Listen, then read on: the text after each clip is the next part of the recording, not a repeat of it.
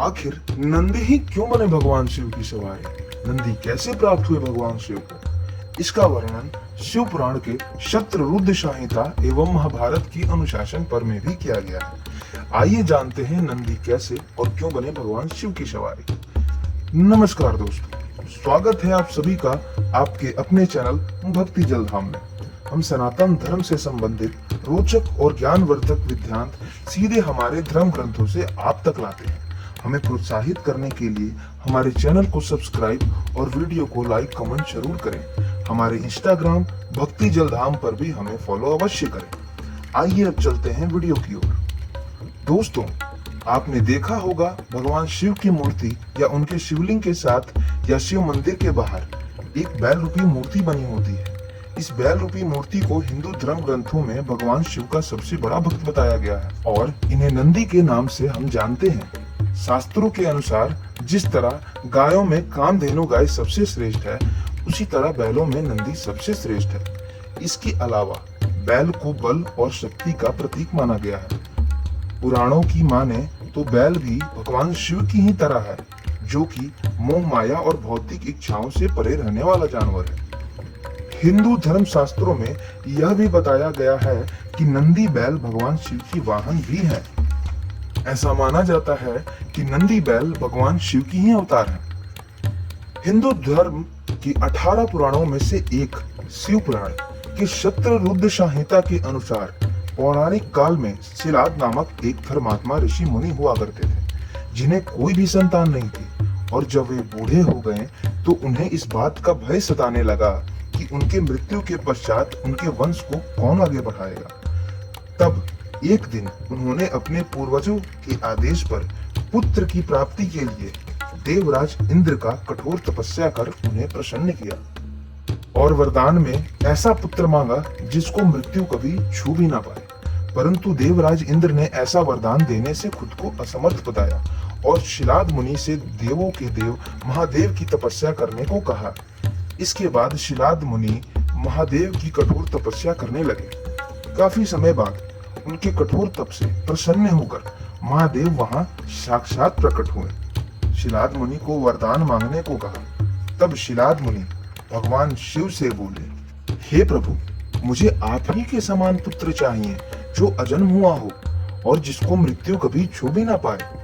तब भगवान शिव ने कहा, हे मुनि, मैं सारे जगत का पिता हूँ, पर तुम मेरे पिता होगे और मैं तुम्हारा आयुनिज पुत्र हूँगा। मेरा नाम नंदी होगा। इसके बाद भगवान शिव वहां से अंतर ध्यान हो गए। एक दिन की बात है, जब शिलाद ऋषि भगवान शिव का नाम पे अपने ही कुटिया में यज्ञ कर रहे थे। अचानक उसी समय यज्ञ कुंड से बाहर एक बालक उत्पन्न हुआ। उस बालक के शरीर की प्रभा अग्नि के समान थी। शिलाद मुनि महादेव की इस माया को समझ गए और बहुत ही प्रसन्न हुए और महादेव का जाप करने लगे। फिर शिलाद मुनि ने उस बालक का जात कर्म आदि संस्कार संपन्न किया। फिर जब नंदी 5 वर्ष के हुए तो मुनि ने उन्हें संपूर्ण वेदों तथा अन्य धर्म शास्त्रों का भी अध्ययन कराया। एक समय की बात है, जब नंदी 7 वर्ष के हुए तो शिलाद ऋषि के आश्रम में 2 संत पधारे, जिनका नाम मृत और वरुण था। उन्होंने शिलाद ऋषि से कहा, हे ऋषि, ये आपका पुत्र अल्पायु है, इसकी आयु 1 वर्ष से अधिक नहीं। यह सुनकर मुनि चिंतित हो गए और फूट फूट कर रोने लगे।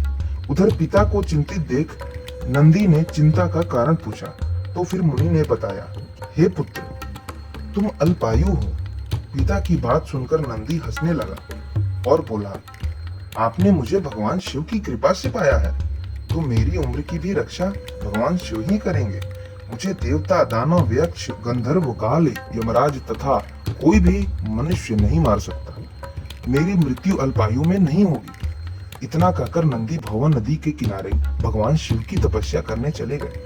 कई वर्षों तक घोर तपस्या करने के बाद जब महादेव उनके कठोर तप से प्रसन्न हुए तो नंदी को महादेव प्रकट होकर दर्शन दिए और बोले, वत्स, वरदान मांगो। नंदी ने झट से बोला, हे प्रभु, मैं ताउम्र आपके चरणों में रहना चाहता हूँ। महादेव मुस्कुराए और बोले, हे शिलानंदन, तुम्हें मृत्यु का भय कहाँ? तुम तो मेरे ही समान हो। तुम अमर, अजर, दुख रहित अव्यय अक्षय होकर सदा मेरे गणनायक बने रहोगे। तुम मेरे सबसे प्रिय होगे, तुम में मेरा ही समान बल होगा। तुम नित्य मेरे पास स्थित रहोगे और तुम पर निरंतर मेरा प्यार बना रहेगा। मेरे कृपा से जन्म, जरा और मृत्यु तुम पर अपना प्रभाव कभी नहीं डाल सकेंगे। इतना कहकर महादेव ने नंदी को गले लगाया और उन्हें बैल का चेहरा देकर अपना वाहन बना लिया और अपने गणों में सर्वोत्तम आदिपति के रूप में स्वीकार कर लिया।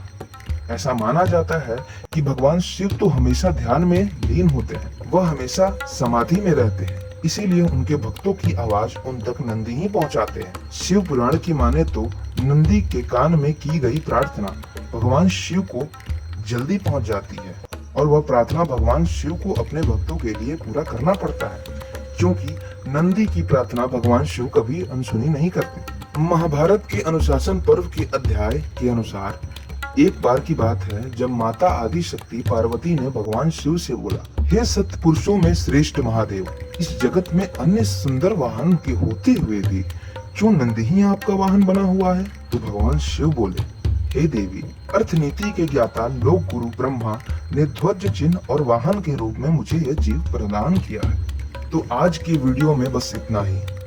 यह वीडियो आपको कैसा लगा हमें लाइक और कमेंट के माध्यम से अवश्य बताएं और हमारा यह वीडियो अगर आपको अच्छा लगा हो तो इसे खुद तक सीमित ना रखें, बल्कि अपने दोस्तों और पारिवारिक जनों के साथ शेयर के माध्यम से साझा जरूर करें। अगली मुलाकात तक परमात्मा का सानिध्य आप और आपके पूरे परिवार पर बना रहे, इसी कामना के साथ लेते हैं हम विदा। वीडियो को अंत तक देखने के लिए एक बार फिर से बहुत बहुत धन्यवाद।